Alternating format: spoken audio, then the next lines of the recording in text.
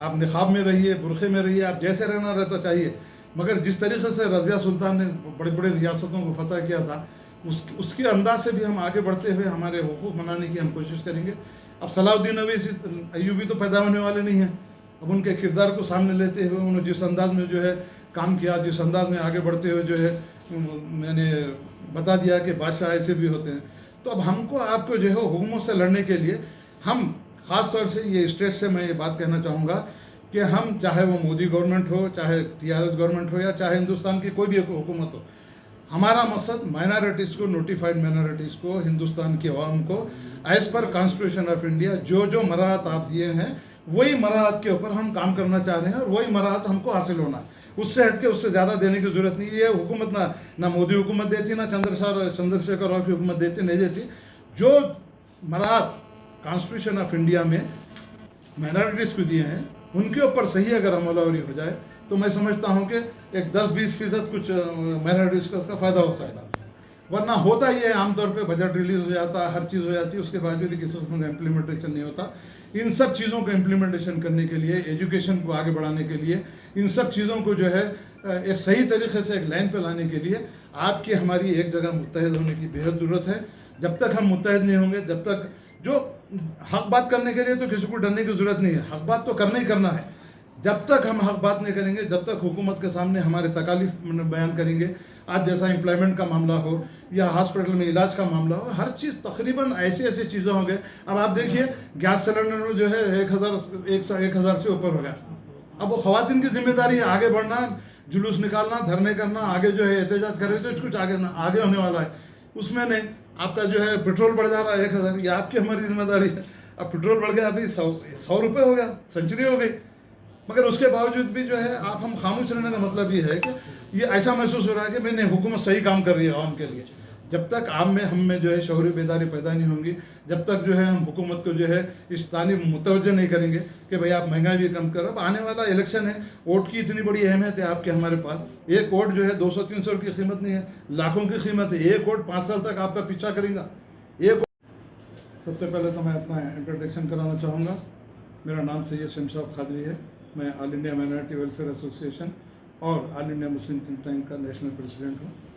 आप तमाम हाज़रीन का, क्योंकि अभी सब से मेरी जान पहचान नहीं हुई है, तो तमाम जितने हाज़रीन यहाँ पर बैठे हैं, ख़ुसूसी तौर पर खादरी साहब और नसीर साहब का मैं दिल की गहराइयों से उनका इस मीटिंग में खैरमक़दम करता हूँ, इस उम्मीद के साथ कि आप मेरी चंद बातें सुनते हुए शायद आगे दिनों में आप लोगों का साथ मेरे साथ हो जाए और उसको हम बड़े पैमाने पे इस ऑर्गेनाइजेशन और आगे बढ़ाते हुए मिलत और क़ौम की खिदमत करने के लिए हम कोशिश करेंगे।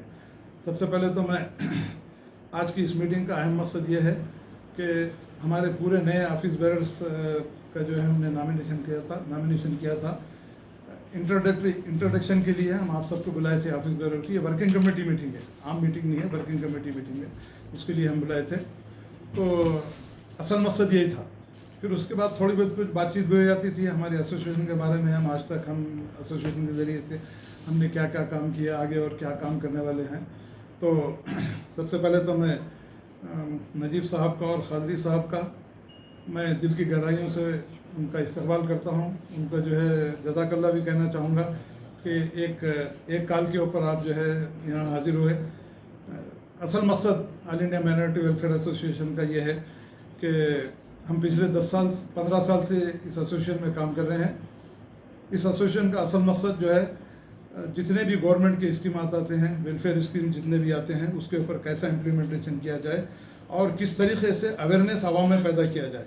आमतौर पे होता ये है कि सेंट्रल गवर्नमेंट से एक स्कीम अनाउंस होती है, स्टेट गवर्नमेंट से एक स्कीम अनाउंस होती है, और आज इस बात का अच्छी तरह से अंदाज़ा है आप लोगों को कि स्टेट और सेंट्रल गवर्नमेंट की जो भी स्कीमात अनाउंस होते हैं, एक जो है 2 कॉलम की न्यूज़ में जो है फलां स्कीम अनाउंस हो गई है, आप उसका फ़ायदा उठा लीजिए। तो अब आप जिसको उर्दू बराबर नहीं आती, अब वो तेलुगु में क्या पढ़ेगा, कौन सी स्कीम कहाँ जा रही, कहाँ से क्या होना है, कहाँ से इसका रिलेटेड रहना है। तो all India minority welfare association from the beginning 10-20 साल से हम काम कर रहे हैं। रजिस्ट्रेशन जो है हो के 15 साल हुआ। हमारा ये मकसद था कि जो भी गवर्नमेंट के स्कीमात आते हैं, जितना बजट स्कीमात के लिए सेंक्शन होता है, जितना बजट एलोकेट करते हैं, उसका 100% जो है इस्तेमाल होना ज़रूरी है। मगर होता ये है कि बजट तो अनाउंस होता है, करोड़ों रुपये, हज़ारों करोड़ रुपये का बजट इस्तेमाल होता है, मगर उसके ऊपर इम्प्लीमेंटेशन नज़र कभी भी जो है उसके ऊपर इम्प्लीमेंटेशन नहीं होता। तो हमारा असल मकसद ये है कि जितने भी स्कीमात हम होते हैं उस पर कैसा अमलवारी की जाए, कैसा उसके लिए जो है हम इम्प्लीमेंटेशन करा जाए, कैसा गवर्नमेंट के ऊपर उसको दबाव डाला जाए, इन सब चीज़ों के लिए हम इस बात की हम कोशिश कर रहे हैं। और इससे हटके भी तालीम के ऊपर भी हमारा ज़्यादा जो है ज़ोर है, किस तरीके से नौजवानों को तालीम दिलाई जाए, किस तरह से माइनॉरिटीज़ में जो तालीम को आम किया जाए और किस तरीके से जो है उस पर इम्प्लीमेंटेशन किया जाए। तो इन सब चीज़ों को जहन में रखते हुए आज की जो मीटिंग है, इंट्रोडक्टरी मीटिंग है, इसके लिए हम ये चाह रहे थे कि पहले आपको जो है हमारे एसोसिएशन के जो भी हमारे अगराज़ और मक़ासद हैं उसको आपके सामने बयान करते हुए हम आगे बढ़ना चाह रहे थे। तो ख़ास तौर से नजीब साहब का भी एक बहुत बड़ा ऑर्गेनाइजेशन है, आप कादरी साहब भी यहाँ पर आए हैं। तो इन सब चीज़ों को जहन में रखते हुए हमारी नई बॉडी जो है 2021 और 22 के लिए नई बॉडी का हम जो गठन कर रहे थे, उसमें नए नए ऑफिस बेयर उसको हम शामिल किए थे। तो एक दूसरे से इंट्रोडक्शन करने के लिए आज की हम मीटिंग लगे थे। उसके साथ साथ भी हमारे जो है एसोसिएशन के अगराज़ और मक़सद क्या है आपके सामने बयान करने के लिए हम रखे थे। और इसमें खुसूसी तौर पर एक ख़ास बात यह है कि तेलंगाना गवर्नमेंट खुसूसी तौर पर पिछले 2014-15 में जो एप्लीकेशन लिए गए थे, 1,59,906 एप्लीकेशन लोन के लिए, 1 लाख से 10 लाख के लोन के लिए।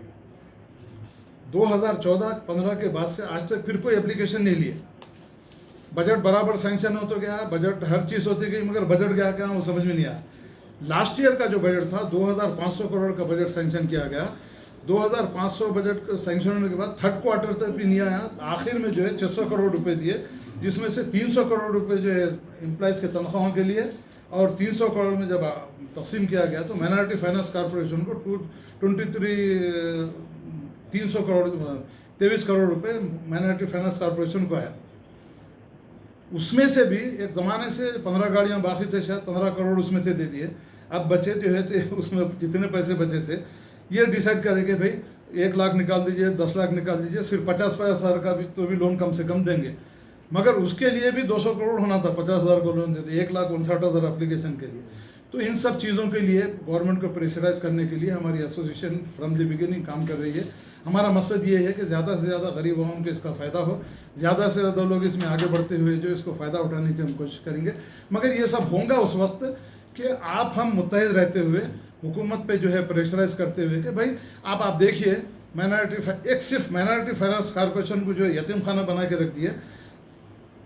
Christian finance corporation, SC finance corporation, BC finance corporation, जितने फाइनेंस कॉर्पोरेशन तेलंगाना में काम कर रहे हैं, हर जगह पूरा स्टाफ है, उनको पूरा बजट जाता और जो है उनके हर तमाम काम हो रहे। मगर हमारी बदकिस्मत ये है कि माइनॉरिटीज़ को ज़रा भी समझ जाइए। माइनॉरिटीज़ के नोटिफाइड माइनॉरिटीज़, इसमें हिंदू, मुस्लिम, सिख, ईसाई, जैन, ये सब लोग हैं। तो हम उनके लिए हम काम कर रहे हैं। तो अब इसके लिए जब तक हम इसको प्रेशराइज नहीं करेंगे, अब सब जगह आप जो स्टाफ है, आप हमारे माइनॉरिटी फाइनेंस कॉर्पोरेशन का हिसाब ये है कि ना वहाँ डायरेक्टर है, ना वहाँ चेयरमैन है, ना कोई स्टाफ है। एक पर्सी और एक जो है हमारे क्रिश्चियन फाइनेंस कॉर्पोरेशन ला के डिप्रेशन में काम ले रहे हैं, काम तो होता नहीं।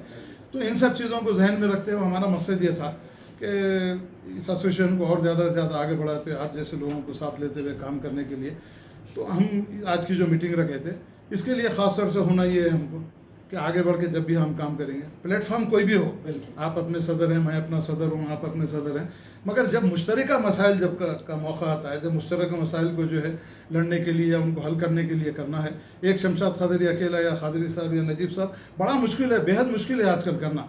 तो जब तक आप में हम में इत्तेहाद नहीं होगा, जब तक आप में हम में जो है हुकूमत के ख़िलाफ़ जो है बात करने की हमारे में ताकत नहीं आएंगे, हिम्मत नहीं आएंगे, अब करने सकते।